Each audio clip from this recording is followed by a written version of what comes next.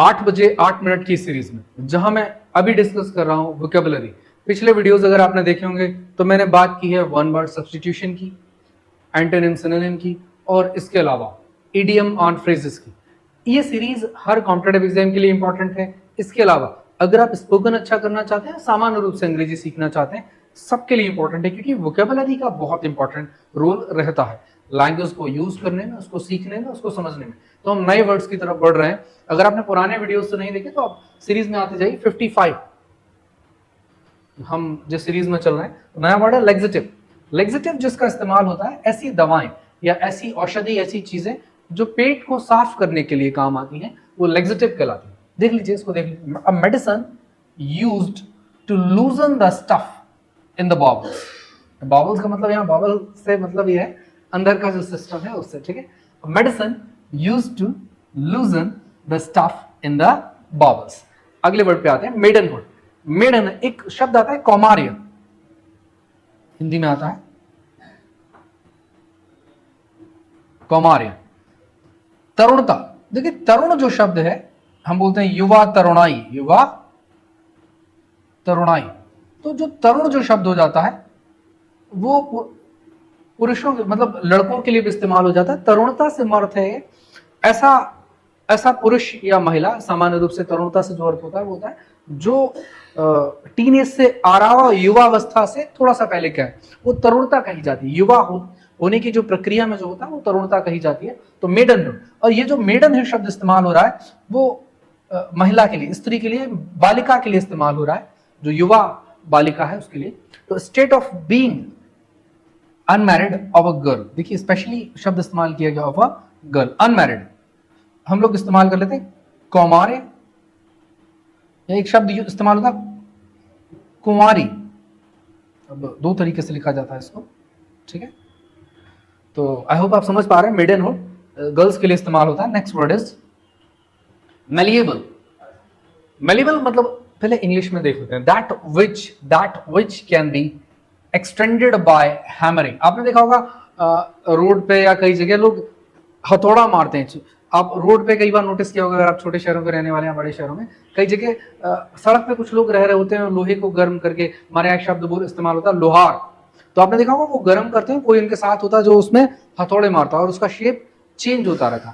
तो जो वो शेप चेंज हो रहा है, बस वही समझना है। That which can be extended, इसको क्या किया जा सकता है, एक्सटेंडेड बाय हैमरिंग। हैमरिंग मतलब हथौड़ा मार, ठीक है। Without returning to its previous condition, यानी कि वापस उस स्थिति में नहीं आएगा।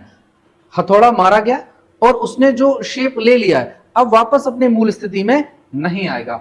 Without returning to its previous condition, ductile word भी यूज होता है। तो मेलिएबल आप समझ पा रहे हैं, आघात वर्धनी, यानी कि ऐसा जिस पर जब आघात किया जाए, जिस पर जब प्रहार किया जाए तो उसमें वर्धन, वो उसमें उसके जो आकार है वो बढ़ जाएगा, ठीक है।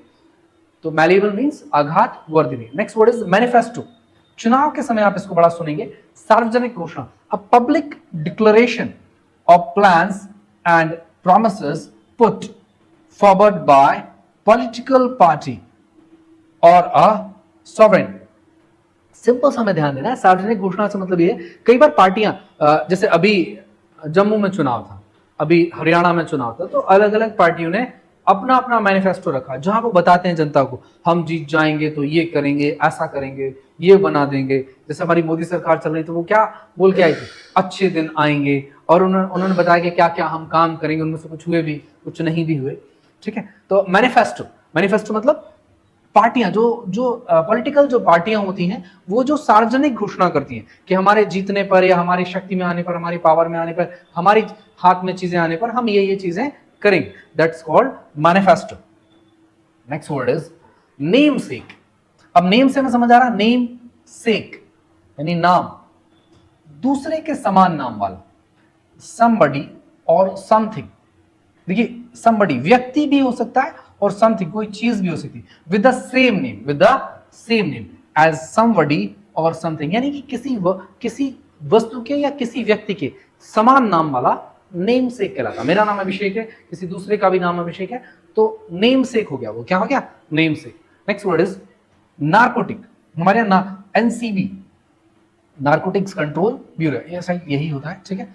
एसएससी से पोस्ट होती है, उसके अलावा जो पुलिस से भी इसमें लोग जाते हैं और अलग अलग फोर्सेस से भी लोग जाते हैं। नार्कोटिक्स कंट्रोल ब्यूरो, देखिए नार्कोटिक्स से मतलब सामान्य जो होता है a medicine that induce sleep या ओपिएट, एक ऐसी दवा जो क्या लेके आती है, स्लीप, यानी सामान्य स्लीप तो एक बात हो गई, ये नशे के लिए इस्तेमाल होती है, तरह तरह के नशों के लिए, तो उनको कंट्रोल करने के लिए पूरा बना हुआ नार्कोटिक्स कंट्रोल ब्यूरो, ठीक है। एसएससी के अगर आप एग्जाम देंगे तो एनसीबी भी एक ऑप्शन होता है, ठीक है, तो उसमें ऑफिसर बनने की और दूसरे पोस्ट पर प्रक्रिया रहती है। तो नार्कोटिक मतलब ऐसी दवाएं या ऐसी औषधि या ऐसी चीजें जो किसके लिए इस्तेमाल होती हैं, नींद के लिए या किसी तरह के नशे को लाने के लिए। सामान्य रूप से इनका जो प्रयोग हुआ था, शुरुआत जो हुई वो औषधि के रूप में हुआ, लेकिन उनका दुरुपयोग तरह तरह के नशों के रूप में होता है। इस वजह से इनको कंट्रोल करने के लिए पूरा एक डिपार्टमेंट भारत में बना हुआ है, NCB, narcotics control bureau. Next word is, उसी से जो रिलेटेड वर्ड है। अब देखिए यहाँ पर मैंने दो जगह इसलिए लिया क्योंकि यहाँ पर एक अर्थ है, अंदर नेक्स्ट वर्ड हम लोग दिया था ओपिएट, नशीली दवाएं, narcotic, medicine for producing sleep, same अर्थ है लेकिन दो बार ले लिया, थोड़ा सा डिफरेंस था। Next word is naturalist. Naturalist मतलब प्रकृतिवादी, one who studies natural science, ऐसा व्यक्ति जो किसकी पढ़ाई कर रहा है, नेचुरल साइंस की, one who studies natural science, ठीक है। Next word is a government by new men, neocracy, neocracy में नए मनुष्यों का शासन, नए व्यक्तियों का शासन। कभी कभी क्या होता है पावर में ऐसे लोग, अ गवर्नमेंट बाय न्यूमैन, शासन किन लोगों के हाथ में आ गया, बिल्कुल युवा।